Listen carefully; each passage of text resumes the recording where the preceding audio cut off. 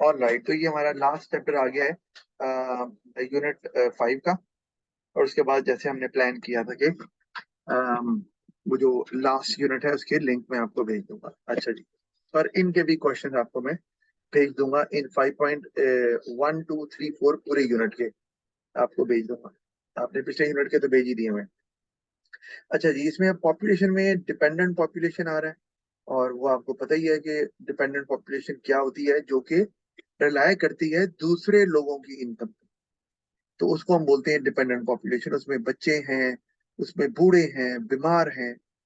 तो वो खवातीन भी हो सकती हैं जो घर पे ही रहती हैं।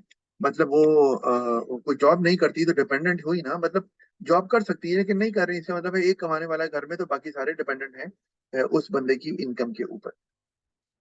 डिपेंडेंसी रेशो इसी से निकलती है जब आप डिपेंडेंट पॉपुलेशन को डिवाइड कर देते हैं वर्किंग पॉपुलेशन से। यानी कि वो पॉपुलेशन जो काम कर रही है, मतलब जो ढूंढ रही है, जिसने काम ढूंढा और मिल भी गया, वो है वर्किंग पॉपुलेशन।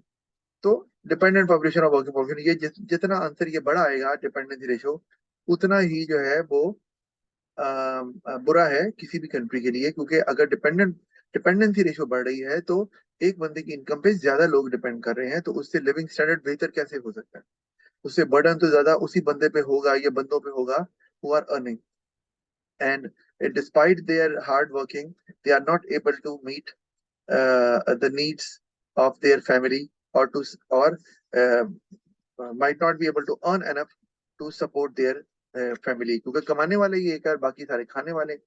तो ये it's not a good sign at all. Dependency ratio normally जो है वो अंडर डेवलप कंट्रीज में ज्यादा होती है और डेवलप कंट्रीज में कम होती है। जैसे पाकिस्तान में डिपेंडेंसी रेशियो बहुत ज्यादा है। किसी से भी अगर पूछे आप नॉर्मली, वो जो लो इनकम ग्रुप है जो कि पाकिस्तान में मेजर प्रोपोर्शन वही है पॉपुलेशन का, किसी के 4 बच्चे 5 बच्चे, तो इस तरह से सीन जो है वो चलता है, जिसकी वजह से डिपेंडेंट पॉपुलेशन ज्यादा होती है और डिपेंडेंसी रेशियो भी ज्यादा निकलती है। अच्छा, ओवर पॉपुलेशन, अंडर पॉपुलेशन और ऑप्टिमम पॉपुलेशन, ये तीनों जो कॉन्सेप्ट्स हैं वो लिंक्ड हैं। क्योंकि ओवर पॉपुलेशन का मतलब ये नहीं है कि आबादी ज्यादा है। ओवर पॉपुलेशन तब होती है कि जब मुल्क में जो अवेलेबल रिसोर्सेज हैं they are not sufficient to meet the needs of the people. तो हम इसलिए लिखा too few resources and too many people. तो ये हमने बात इस ध्यान में रखनी है कि जैसे कि अगर हम कहते हैं कि पाकिस्तान की आबादी जो है वो 22 करोड़, खैर पहले पॉपुलेशन सेंसस हुआ था, हम कहते हैं 25 करोड़ है। तो अगर मैं अमेरिका की बात करूं तो वहां आबादी जो है वो 30 35 करोड़ है। तो आबादी तो पाकिस्तान से ज्यादा है। तो क्या हम उसे कहेंगे वो ओवर पॉपुलेटेड है? नहीं। क्यों? क्योंकि वहां पे जो रिसोर्सेज अवेलेबल हैं वो इतने हैं कि वो अपने लोगों की जरूरियात को पूरा कर सकें। और इसीलिए जो अमेरिका है वो दुनिया की जो लार्जेस्ट आउटपुट प्रोड्यूस करने वाला कंट्री है। सबसे ज्यादा जीडीपी जो है वो अमेरिका प्रोड्यूस करता है और जनरेट करता है, और इसीलिए वो लार्जेस्ट इकोनॉमी है।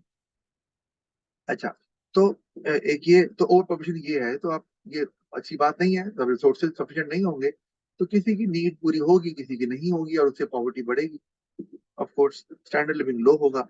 अंडर पॉपुलेशन क्या है कि रिसोर्स, ये एग्जैक्टली ऑपोजिट है ओवर पॉपुलेशन का, कि रिसोर्सेज तो अवेलेबल हैं but not much people are there.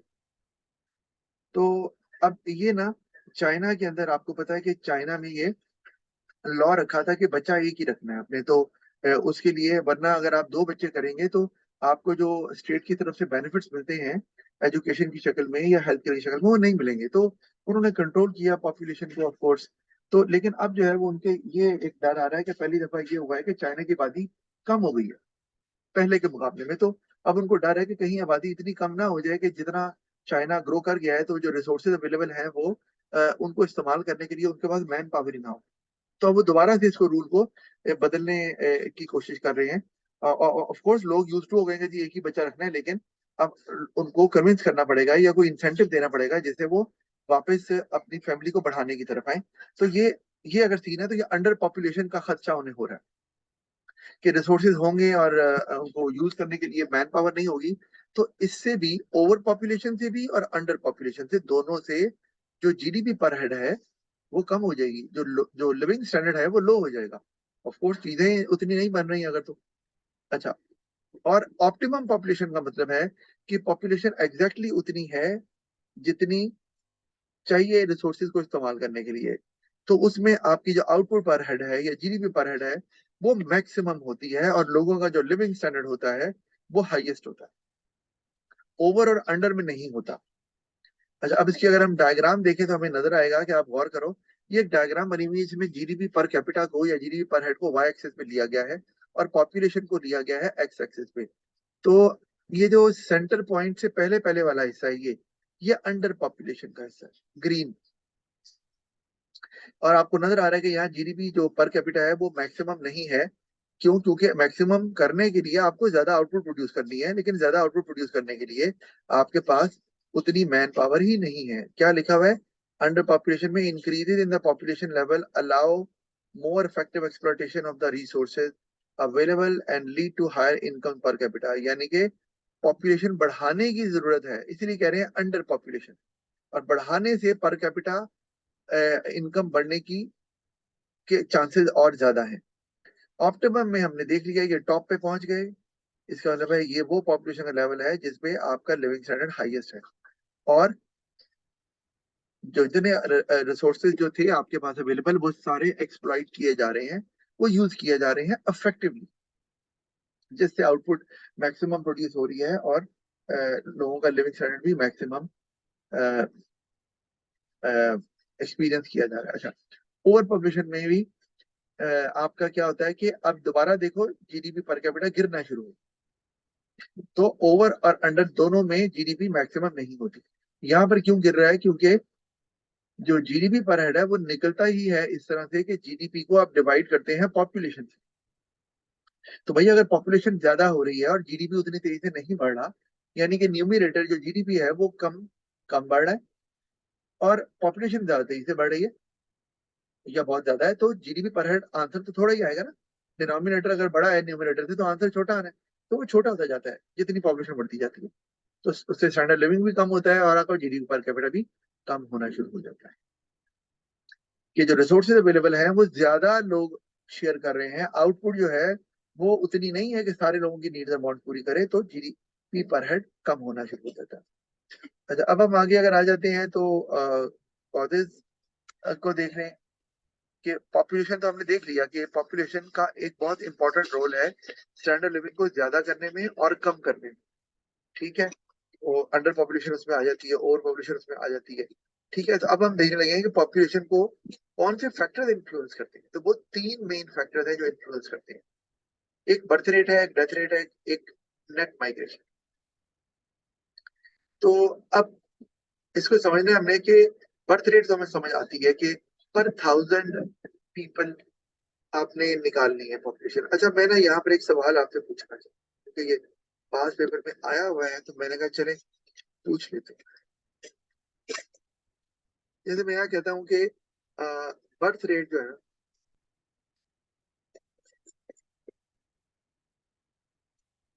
वो है लेट से, मैं कहता हूँ 52।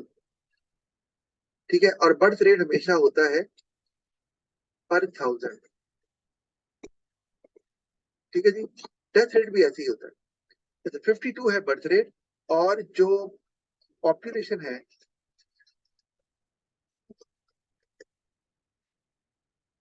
ये किसी कंट्री की बात कर रहा हूँ, पॉपुलेशन है कोई मैं कहता हूँ 20 मिलियन।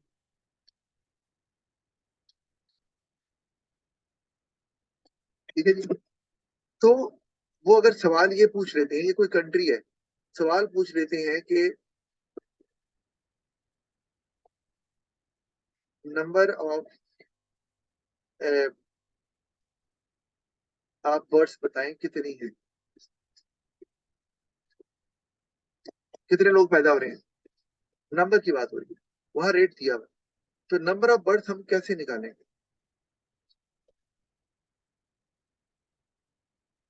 नंबर निकालना है कि कितने लोग पैदा होते हैं, तो कैसे निकालेंगे? Number of people who are born every year, ऐसे कह लें। वो है आइडिया?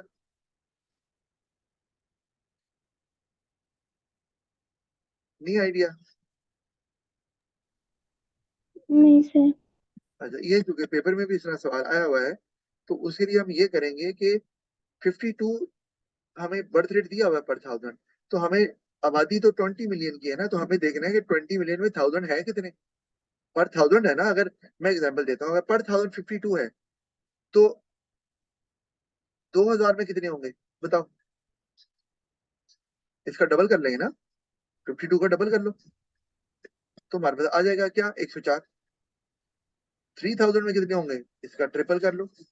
इस तरह ही है ना, पर थाउजेंड जो है, तो हमें ये निकालना है कि 20 मिलियन में थाउजेंड है कितने। तो हम क्या करेंगे कि 20 मिलियन, 1 2 3 4 5 6, यही बनता है ना 6 जीरो, इसको डिवाइड कर देंगे 52 से, हमें पता चल जाएगा 20 मिलियन में कितने थाउजेंड होते हैं।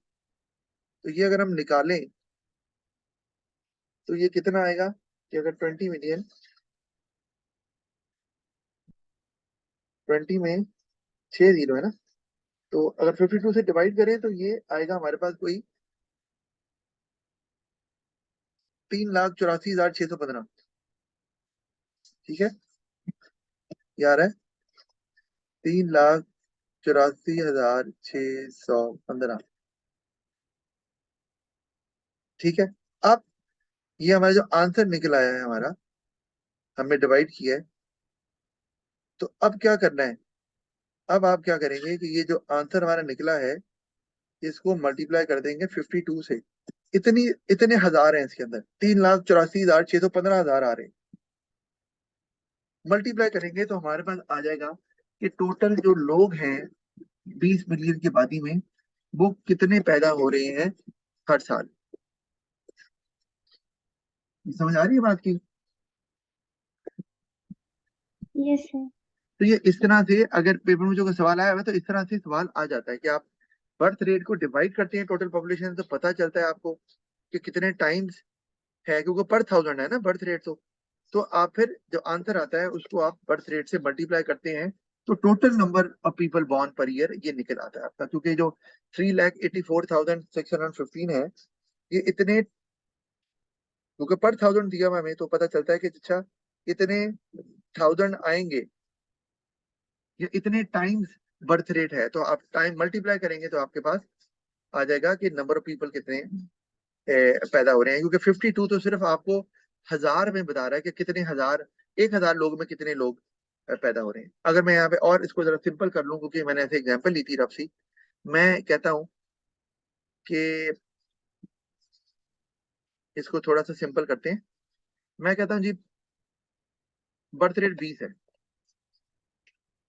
और आबादी है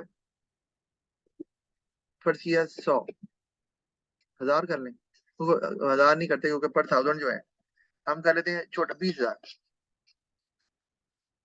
आबादी है। तो 20,000 को हमने क्या किया, हमने डिवाइड कर दिया आबादी को। अच्छा, एक एक मिनट, एक मिनट जरा सबर कर जाओ।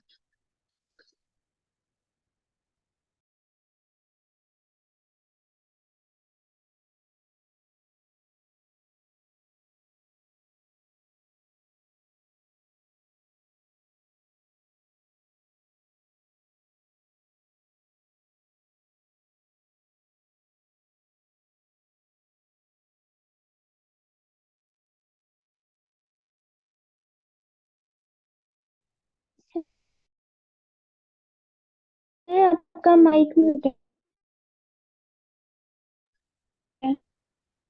अच्छा जस्ट मिनट। अच्छा जी, तो अब ना मैं बता रहा हूँ कि जो 20 है ना, ये पर थाउजेंड दिया हुआ है, ओके, क्योंकि बर्थ रेट पर थाउजेंड होता है। तो हमें ये देखना है कि पॉपुलेशन में थाउजेंड कितने हैं। तो हम क्या करेंगे, हम इसको थाउजेंड से डिवाइड कर, ओहो अच्छा एक मिनट सॉरी, मेरे से गलती हो गई, मैंने नीचे 52 से डिवाइड किया हुआ है, मेरी गलती है सॉरी, मैंने ना गौर नहीं किया। यहाँ पर भी यही है, आपने देखना है कि पॉपुलेशन में थाउजेंड है कितने। माय मिस्टेक है, मैं इसको सही कर दूं जरा, एक मिनट। आपने देखना है कि पॉपुलेशन में कितने थाउजेंड आ रहे हैं, तो थाउजेंड से डिवाइड करेंगे ना, क्योंकि वो बर्थ रेट पर थाउजेंड दिया हुआ है। तो अब आप यहाँ पर भी, पहले मैं इसको सही कर लेता हूँ। तो ये अगर मैं काट देता हूँ इसे, ये 3 जीरो को इससे काट दिया, तो हमारे पास आ गया 20,000। ठीक है ना, तो 20,000 अब पता चल गया कि 20 मिलियन की आबादी में 20,000 आते हैं ऑफकोर्स। तो हम इसको मल्टीप्लाई कर देंगे जो पर थाउजेंड बर्थ रेट है वो 20 है, तो मल्टीप्लाई कर दिया, तो हमारे पास आ गया क्या, 40,000 लोग जो है ना वो 40 नहीं 4 लाख आ जाएगा ना। हाँ 4 लाख, 4 लाख लोग पैदा हो रहे हैं। इसी तरह से ऊपर जो एग्जाम्पल दी उसमें जब आप थाउजेंड से मल्टीप्लाई करेंगे तो ये जीरो कट गए, तो कितने थाउजेंड आ रहे हैं पॉपुलेशन में, 20। और आपका बर्थ रेट क्या है, 20, तो 20 × 20 कर दोगे, हमारे पास आ गया 400, तो 400 लोग पैदा हो रहे हैं। समझ आ गई ना। अब ये वो पीछे गलत हो गया था, मैंने गलती से वो डिवाइड किसी और से कर दिया। क्लियर है ना ये। Yes sir. हाँ तो ये ना इस तरह से सवाल पेपर में आया हुआ है, तो इसी में साथ साथ बताता जाता हूँ इसी वजह से। अच्छा आगे चलते हैं।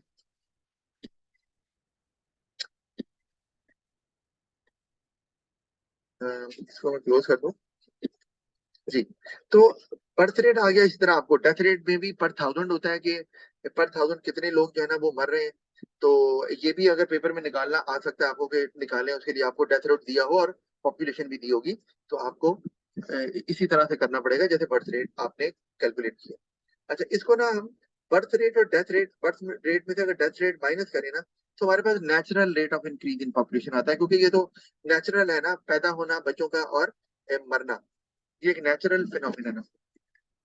तो ये इसको नेचुरल रेट ऑफ इंक्रीज भी कहते हैं, कि अगर बर्थ रेट डेथ रेट से ज्यादा है तो जो पॉपुलेशन बढ़ रही है वो नेचुरल रेट है उसका, ये होता है हर मुल्क में। अच्छा उसमें एक चीज आ जाती है, और ये दोनों तो इन्फ्लुएंस करते हैं पॉपुलेशन को, वो है नेट माइग्रेशन।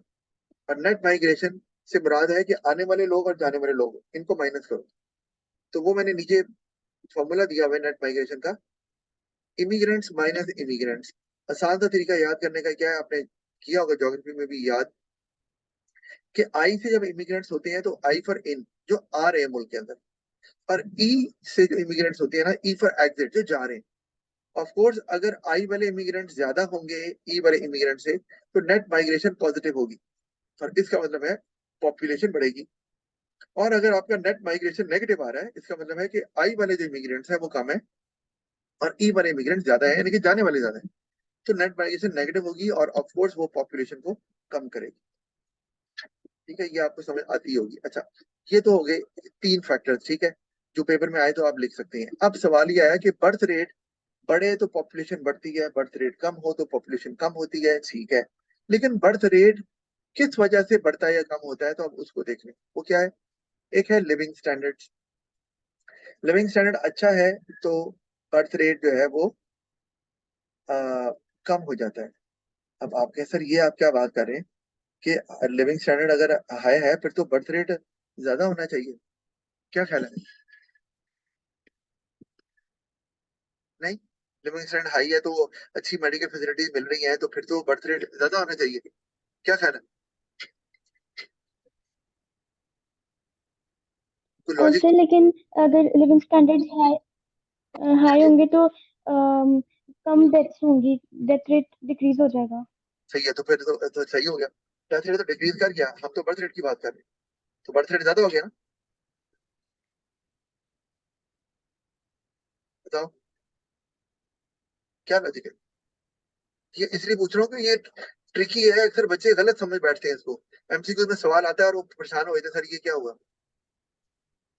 आप मुझे बताओ ना, जब बच्चे कम मर रहे हैं, अब लिविंग स्टैंडर्ड बेहतर हो गया है, उसमें मेडिकल फैसिलिटी भी आ गई है, तो फिर तो बर्थ रेट ज्यादा नहीं होना चाहिए, कम क्यों होगा। मैंने तो यही लिखा है ना, कम बच्चे मर रहे हैं, ठीक है, तो हाई बर्थ रेट है, ये बर्थ रेट बढ़ेगा ना, है ना। यस। हम्म। अच्छा अभी लिखा बर्थ रेट बढ़ रहा है तो बर्थ रेट कम भी हो सकता है। सवाल ये है मेरा, लिविंग स्टैंडर्ड अगर हाई है, मैं देखूं आगे लिविंग, अच्छा यहाँ पे है, इसको मैं जरा नीचे ले जाऊं। लिविंग स्टैंडर्ड में बर्थ रेट कम भी हो सकता है, ये मैं सवाल आपसे किया था। हो सकता है ऐसे, हो सकता है। देखो लिविंग स्टैंडर्ड अगर ज्यादा है तो बर्थ रेट कम क्यों होगा, क्योंकि अब जो बच्चे पैदा हो रहे हैं वो मर नहीं रहे, इसका मतलब पेरेंट्स जो है उनके 2 बच्चे हुए और दोनों सरवाइव कर गए, तो उन्हें तीसरा बच्चा करने की जरूरत नहीं है। लेकिन वो पेरेंट्स जो कि 1 2 बच्चे हुए पैदा हुए फौत हो गए, 3 बच्चे हुए पैदा हुए फौत हो गए, इसका मतलब है कि उनकी तो ख्वाहिश रहेगी औलाद की, तो फिर इससे क्या होगा कि वो बच्चे पैदा तो हो रहे हैं ना, मर जाए और बात है, तो बर्थ रेट में काउंट हो रहा है। बच्चे पैदा हुए लेकिन वो सरवाइव नहीं कर पाए, कुछ दिनों बाद, एक महीने बाद फौत हो गए। इसका मतलब है कि बर्थ रेट तो बढ़ेगा, लेकिन अगर लिविंग स्टैंडर्ड बेहतर हो जाएगा तो इन दोनों सूरतों में आप इसको यूज कर सकते हैं। अगर गौर करें तो लिविंग स्टैंडर्ड बढ़ने से बर्थ रेट बढ़ भी सकता है, जैसे बात की है, लेकिन कम भी हो सकता है, क्योंकि ये मैं यहाँ पे ऐड कर देता हूँ, क्योंकि अब लोगों के बच्चे जब नहीं मरेंगे तो वो ज्यादा बच्चों की ख्वाहिश भी नहीं करेंगे, क्योंकि उनको बच्चे मिल गए जो वो ख्वाहिश कर रहे थे। जब बच्चे पैदा हो रहे हैं और मर रहे हैं तो वो फिर ज्यादा ट्राई करेंगे कि बच्चे यार हमें मिल जाए। तो इसलिए फिर वो बच्चे जो मर रहे हैं वो बर्थ रेट में काउंट हो रहे हैं ना, तो वो कुछ दिनों बाद बात हो रही है, महीने बाद बात हो रही है, तो बर्थ रेट में तो काउंट हो रहे हो, तो वो नहीं होगा फिर। समझ आ गया आपको? यस। और ये मैं यहाँ पे it can reduce the birth rate as well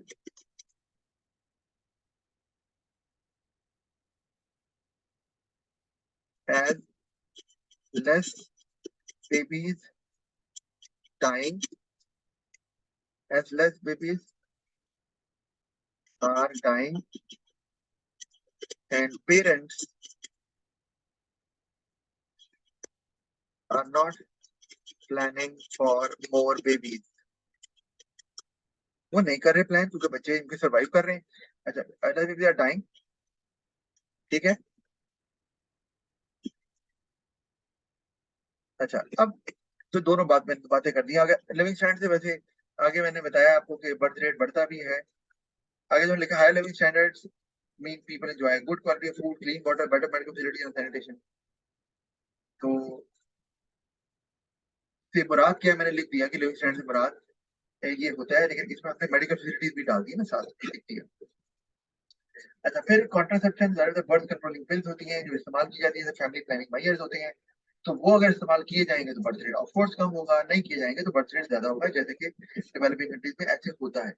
तो ये भी बात समझने की है कि हमारे यहाँ ये कहा जाता है कि जी जो है ना वो बच्चे ज्यादा होने चाहिए, क्योंकि हमारे नबी ने कहा कि जी नबी की उम्मत बढ़नी चाहिए। तो बहरहाल क्या करें, ये अकल की दुश्मनी बोलेंगे ना इनको, क्यों? नबी की उम्मत बढ़ने से मुराद है कि जो नबी की पैरवी करने वाले हो। बच्चे आपने 10 कर दिए, कोई चोर है, कोई डाकू है, कोई करप्शन करता है, तरबियत आपने की नहीं उनकी, तो वो उम्मत थोड़ी बढ़ा रहे हैं नबी की, वो तो बल्कि बदनाम कर रहे हैं उम्मत को। तो समझने की बात है ये तो, लेकिन कई ममालिक में जैसे पाकिस्तान में भी है कि वो यही ट्रेडिशन है, और उसको मजहब से जबरदस्ती जोड़ दिया जाता है कि ज्यादा बच्चे करें, पर बच्चे नहीं रोकने क्योंकि ये हराम है या ये गलत है या हमारे मजहब के खिलाफ है, तो बिल्कुल ही गलत है। अच्छा, तो बहरहाल ये कई जगह पर होता है तो वहां नहीं इस्तेमाल किए जाते फैमिली प्लानिंग मेजर्स, तो वहां पे बर्थ रेट ज्यादा हो जाता है। फिर कस्टम और रिलीजन, ये मैंने दोनों को इकट्ठा ही कवर कर दिया है कि कई जगह पर रिलीजन जो है वो इस बात की इजाजत नहीं देता, या सो कॉल्ड बना लिया जाता है ऐसी बात, ठीक है। तो ये दोनों कवर हो गए, हम मैंने कर दिए कवर। अच्छा, फिर चेंजेस इन, अच्छा एक में कॉन्ट्रासेप्शन है, वो अवेयरनेस की बात भी कर सकते हैं ना। कॉन्ट्रासेप्शन जो बर्थ कंट्रोलिंग पिल्स है, हम कह सकते हैं अवेयरनेस नहीं है लोगों में तो वो नहीं इस्तेमाल कर रहे, ये कस्टम वाली बात अलग से आप हम यूज कर सकते हैं।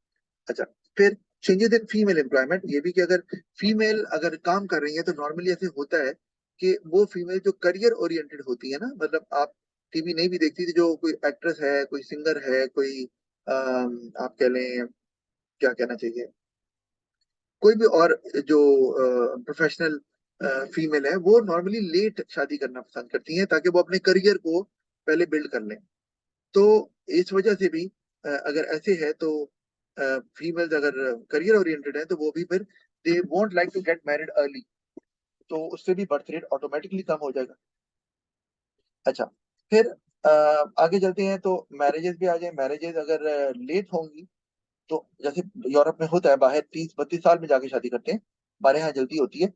तो इसका मतलब है वो टाइम पीरियड जो है वो ज्यादा होगा फर्टिलिटी का, तो इसलिए इसका मतलब है कि बच्चे भी ज्यादा, एक लड़की या लड़का जिनकी 18-20 साल में, 25 साल में शादी हो गई, तो वो उनका टाइम पीरियड भी ज्यादा है फर्टिलिटी का। लेकिन वो लोग जो लेट मैरिजेस करते हैं उनका वो टाइम कम हो जाता है फर्टिलिटी का, तो ऑफ कोर्स उनके फिर बच्चे उतने ज्यादा नहीं हो सकते, वो टाइम पीरियड जो कम हो गया, तो ये भी लेट मैरिजेस से भी बर्थ रेट कम होता है, अर्ली मैरिजेस से ज्यादा होता है।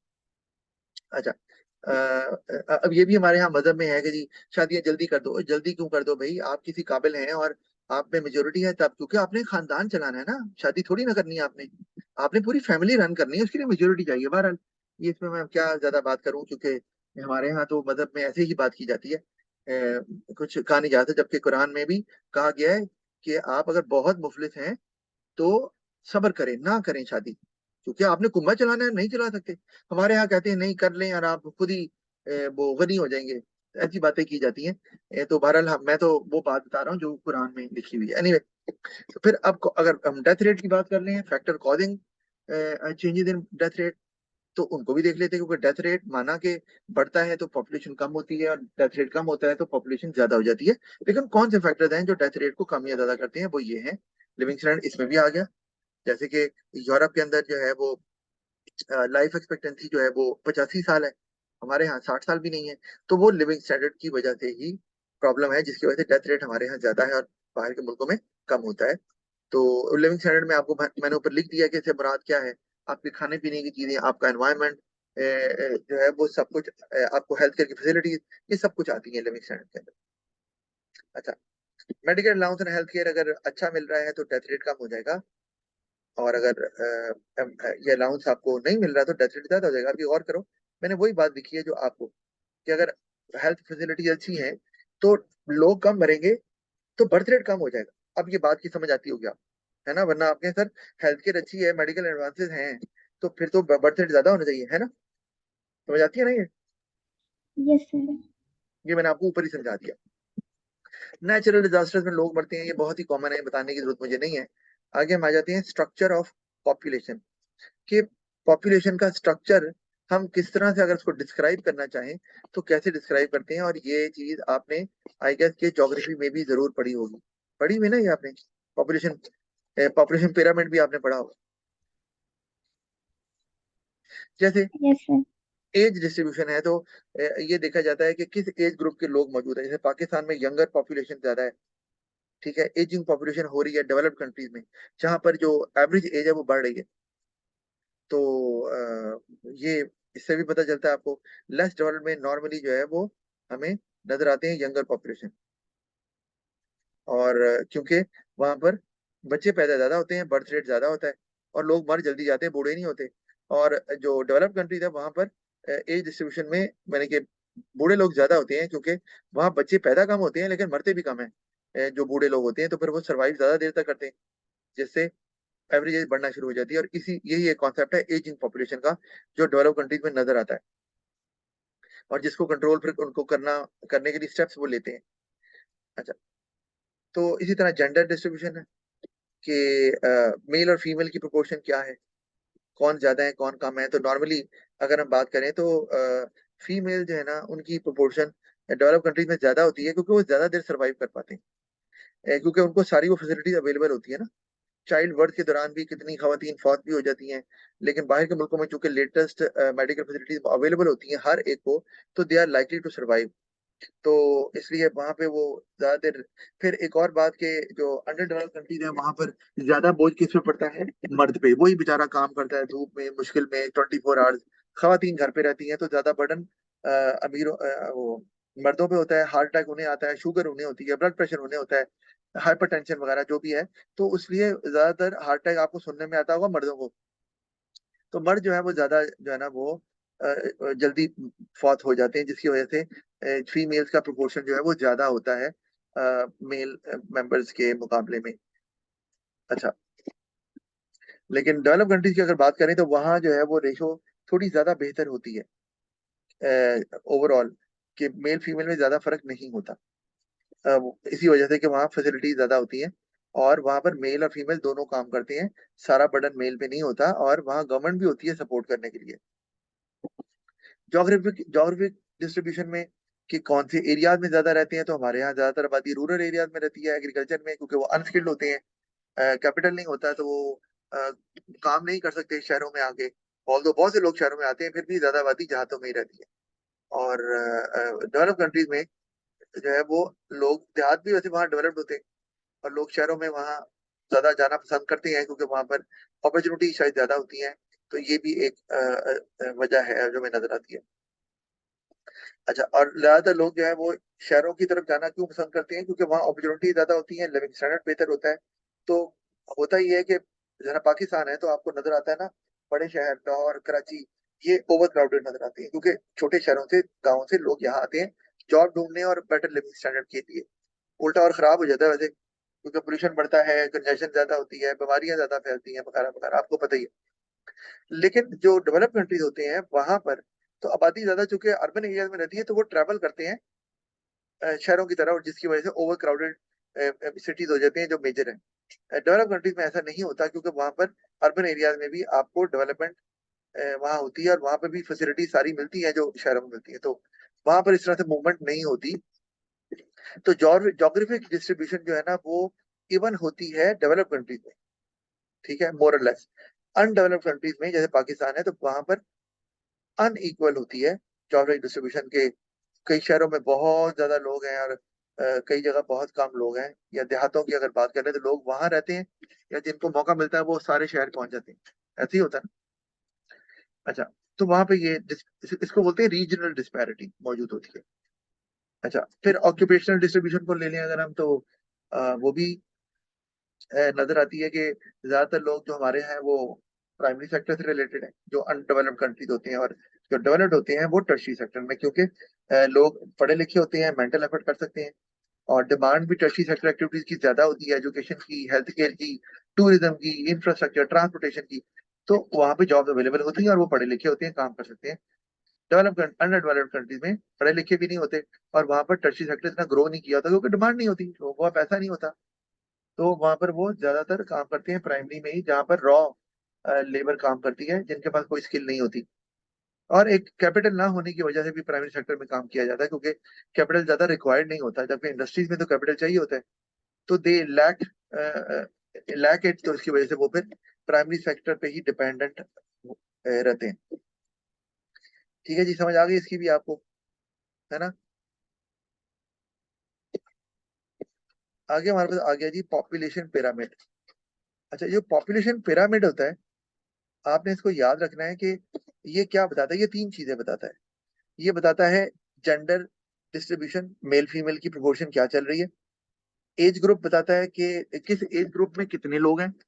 और तीसरी चीज, at a certain time period. तो तीन चीजें कि एक सर्टेन ईयर में मेल फीमेल की प्रोपोर्शन कितनी है और किस एज ग्रुप में कितने लोग हैं, ये तीन चीजें पॉपुलेशन पिरामिड बताता है। अब अगर हम देखें तो ये पॉपुलेशन पिरामिड हमें यहाँ नजर आ रहा है। तो अगर आप गौर करो तो इसमें हमें ये लेट्स से कि कोई साल है, मैंने मेंशन नहीं किया हुआ, मैंने जैसे पिक्चर उठा ली है, कोई साल है जिसको दिखाया जा रहा है। तो ये पॉपुलेशन पिरामिड मैंने दिखाया हुआ है यहाँ पे, ठीक है। जितना ऊपर जाते हैं तो वो बताता है कि हायर एज ग्रुप में जो लोग हैं वो कितने सर्वाइव कर पा रहे हैं। बहरहाल ये तो मैंने पॉपुलेशन पिरामिड दिखाया है, लेकिन असल चीज देखने वाली ये है डेवलप्ड और अनडेवलप्ड कंट्रीज के दरमियान अगर कंपैरिजन करें तो उनको हम देखते हैं यहाँ पर, ठीक है। ये कोई 2020 है, 2021 है, जो भी ले लो आप, कोई साल होगा ना।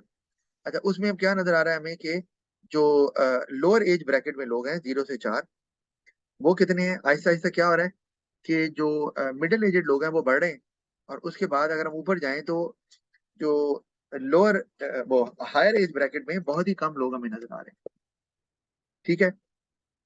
तो ये हमें और मेल फीमेल को अगर हम देख लें तो उसकी भी प्रोपोर्शन को ये दिखा देता है। यहाँ मेल फीमेल हमें नजर आ रहा है ना, फीमेल्स कितना सरवाइव कर रही हैं और मेल कितने सरवाइव कर रहे हैं। तो ज्यादा नजर आ रहा है कि फीमेल ज्यादा सरवाइव करती हैं, उनकी लाइफ एक्सपेक्टेंसी ज्यादा होती है। 100+ भी देखो तो फीमेल ज्यादा नजर आ रही है। 99, 95 से 99 देखो फीमेल ज्यादा है, 90 से 94 फीमेल ज्यादा है। मतलब ये आपको इस तरह से बता सकता है आसानी से। अच्छा, और अगर मैं बात करूं डेवलप्ड और अनडेवलप्ड कंट्रीज की, तो लोअर एज ब्रैकेट में डेवलप्ड कंट्रीज में ज्यादा लोग होते हैं और डेवलप्ड कंट्रीज में कम लोग होते हैं, और हायर एज ब्रैकेट में डेवलप्ड कंट्रीज में ज्यादा लोग होते हैं कंपेयर टू अनडेवलप्ड कंट्रीज। और वो आपको समझ आती है कि वो बर्थ रेट और डेथ रेट का जो फर्क है उस वजह से ऐसे होता है। ठीक है ना, समझ आपको आ गई ना। इसका मतलब है कि यस सर। अगर बेस आप बनाएं, तो जो बेस होती है पॉपुलेशन पिरामिड की, वो अगर डेवलप्ड कंट्री की होगी तो वो बहुत नैरो होगी, और अगर अनडेवलप्ड कंट्री की होगी तो वो वाइड होगी। और जो पीक होती है, टॉप होता है, वो अगर अनडेवलप्ड कंट्री का होगा तो बहुत नैरो होगा, लेकिन अगर डेवलप कंट्री का होगा तो उतना नैरो नहीं होगा। और सेंटर में भी जो एज ब्रैकेट है उसमें भी लोग ज्यादा होंगे डेवलप कंट्री में, अनडेवलप्ड में उतने ज्यादा नहीं होंगे। हाँ, ये जरूर है कि फीमेल ज्यादा सर्वाइव करती हैं, तो वो डेवलप कंट्री में आपको बहुत ज्यादा फर्क नजर आएगा कि फीमेल जो है वो हर एज ग्रुप में आपको ज्यादा नजर आ रही है जैसे जैसे ऊपर जाते हैं। डेवलप कंट्री में शायद उतना डिफरेंस नहीं होगा मेल और फीमेल के अंदर। तो we are done with this chapter as well.